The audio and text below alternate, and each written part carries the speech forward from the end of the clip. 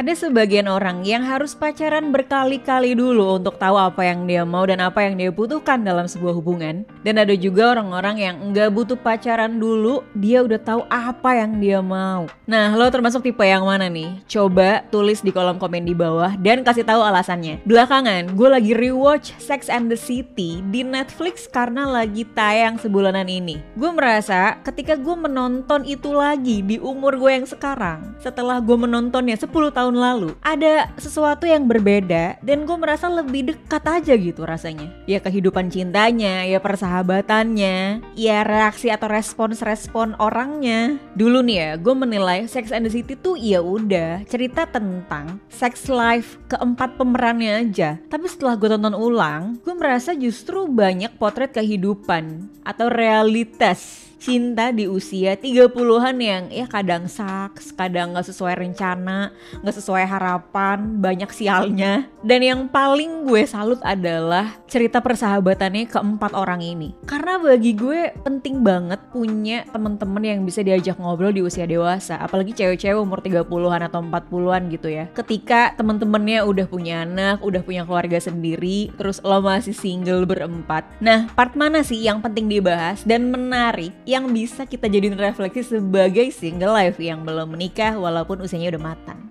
Sebelum gue bahas lebih lanjut, selamat datang di Bicara Cinta, gue Ida Mama dan biasanya gue ngebahas cerita cinta dari review buku, film ataupun series yang berhubungan dengan topik-topik relationship. Jadi kalau lo suka dan tertarik dengan topik-topik tersebut, boleh subscribe dulu channel gue dan nyalain notifnya biar lo gak ketinggalan. Nah, kembali lagi dengan Sex and the City. Jadi serial ini bercerita tentang 4 cewek di usia 30-an atau usia dewasa yang sedang mencari cinta. Ada Carrie Bradshaw, ada Samantha Jones, ada Charlotte York, dan ada Miranda Hope. Mereka semua tinggal di New York dan punya karakter yang berbeda. Carrie ini seorang penulis kolom cinta di koran gitu. Terus Samantha adalah seorang PR di sebuah brand ternama. Lalu ada Miranda, seorang lawyer yang sukses. Dan Charlotte adalah seorang pemilik galeri seni. Serial ini tayang di tahun 1998 sampai 2004. Dan menariknya di tiap episode itu ada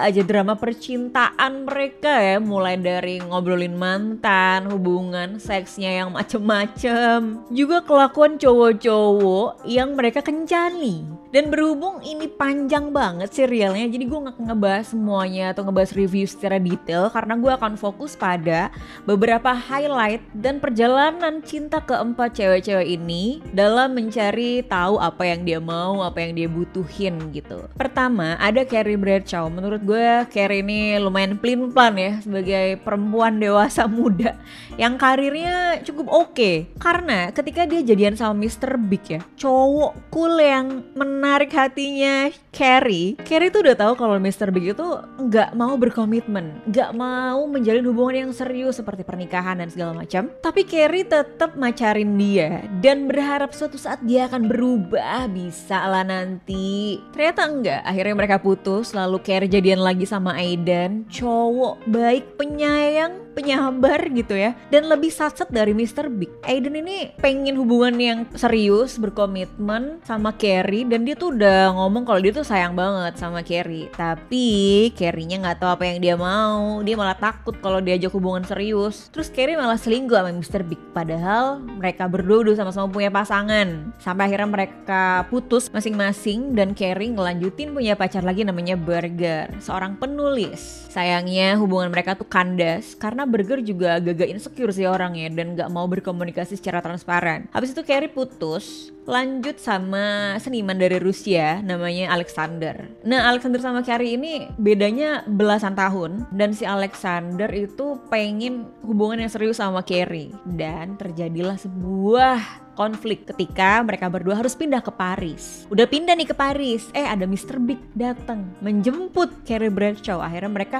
balikan. Jadi menurut gue Mr. Big ini tuh selalu muncul ketika Carrie udah jadian sama cowok-cowok barunya. Tapi sayangnya Carrie tuh mau balik lagi ke Mr. Big. Masalahnya setiap Carrie diajak ketemu sama Mr. Big itu pasti luluh. Jadi ya itu dia, makanya hubungan Carrie tuh nggak pernah ada yang berhasil sama cowok-cowok selain Mr. Big. Di sisi lain gue merasa apa yang Carrie putuskan, apa yang Carrie lakukan, ketololan apa yang dia lakukan gitu ya selama dia berrelasi dengan cowok-cowok, ini lumayan mirip sama pola relasi gue dulu. Karena gue nggak tahu maunya apa, tapi ya udah gue terus berrelasi sama cowok-cowok yang nggak jelas tujuannya apa juga, makanya nggak pernah berhasil. Jadi ketika gue ngelihat Carrie melakukan itu, gue ngerasa tertampar, atau ini dia nih potret gue zaman dulu. Kadang-kadang ada gelinya sedikit, cuman ya udahlah karena kan itu udah lewat. Dan soal ketidakmampuan Carrie untuk melihat ketidakjelasan Mr. Big dan plan-plannya dia, justru jadi tantangan buat Carrie. Kalau di dalam relasi itu emang harus ada dramanya, kalau nggak tuh hambar.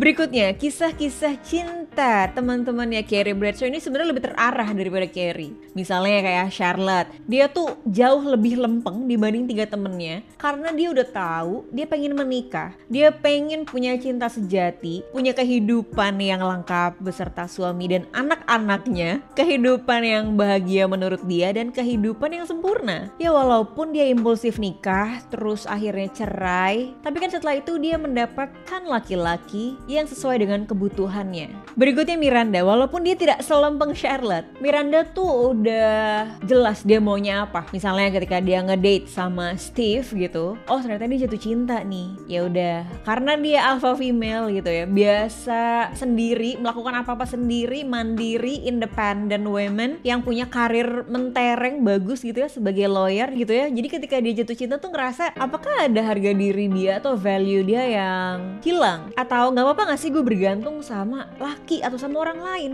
karena nggak terbiasa. Hingga akhirnya dia punya anaknya Steve, walaupun mereka tidak menikah, punya pacar masing-masing juga, Steve dan Miranda. Tapi ya akhirnya balik lagi bahwa Steve itu mencintai Miranda dan Miranda mencintai Steve, makanya mereka menikah. Dan yang terakhir nih ada yang namanya Samantha. Walaupun kesannya Samantha ini cuma one night stand doang, dating cuman untuk ML gitu ya, sebenarnya dia tuh butuh kasih sayang dari cowok yang tulus. Buktinya ketika dia pacaran sama Richard, cowok kaya raya, tajir melintir yang udah mapan, seumuran sama dia juga dan suka ngasih barang-barang mewah ke Samantha. Tapi sayangnya Richard ini selingkuh, sehingga ya udah Samantha ninggalin dia dan Samantha ketemu sama cowok umur 30-an yang 15 tahun lebih muda dari dia, namanya Smith. Awalnya Samantha tuh nggak mau menjalin hubungan romantis gitu ya, nggak mau pacaran, sampai akhirnya dia sadar kalau Smith ini tuh tulus, setia, dan peduli sama dia. Even Samantha udah ngasih kabar kalau dia tuh punya kanker, lalu dia juga harus kemoterapi, banyak perubahan di tubuhnya. Dan ketika Samantha sedang down banget, Smith tuh selalu ada buat dia. Menjawab pertanyaan gue di awal video ini, dalam kasus Carrie Bradshaw, dia tuh butuh pacaran berkali-kali, ya oke yang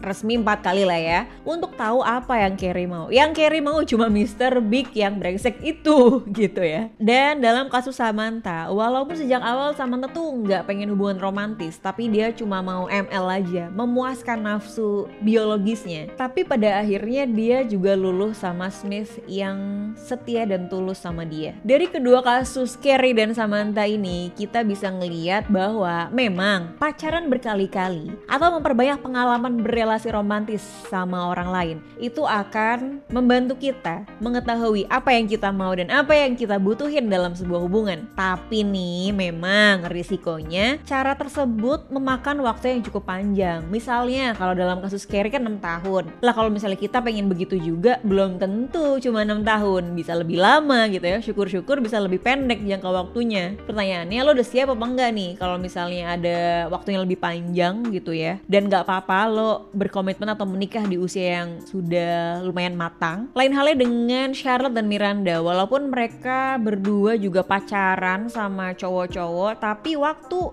dan jumlah pacar yang mereka pacarin itu cenderung lebih sedikit daripada Samantha dan Carrie. Jadi kedua pilihan itu juga punya risikonya masing-masing. Misalnya kayak Charlotte nih, dia udah tahu dia pengen nikah cepet-cepet pokoknya ya, karena dia pengen punya anak dan pengen keluarga bahagia gitu, keluarga cemara. Ya walaupun dia impulsif nikah terus akhirnya cerai, tapi kan setelah itu Charlotte akhirnya nemu pasangan yang cocok buat dia ya, sang pangeran yang dia tunggu-tunggu selama ini. Jadi pacaran lama belum tentu menjamin pacaran bentar juga Charlotte cerai-cerai juga gitu. Jadi kira-kira Kira-kira lo bakal milih yang mana nih? Mau pacaran berkali-kali dulu biar lo tahu apa yang lo mau, atau ya udahlah nggak usah pacaran dulu, langsung aja menikah berkomitmen? Coba tulis di kolom komen di bawah ini dan kasih tahu gue alasannya apa sih lo memilih pilihan itu. Kalau gue sih prefer pacaran dulu sampai gue yakin banget hubungan gue bakalan oke apa enggak nih ke depan ketika dibawa ke sesuatu yang lebih serius atau berkomitmen ataupun menikah. Jadi gue nggak mau membeli kucing dalam karung. Kalau itu kan stance gue ya. Dan setiap orang pasti bakal beda-beda karena sesuai dengan kondisi relasinya juga,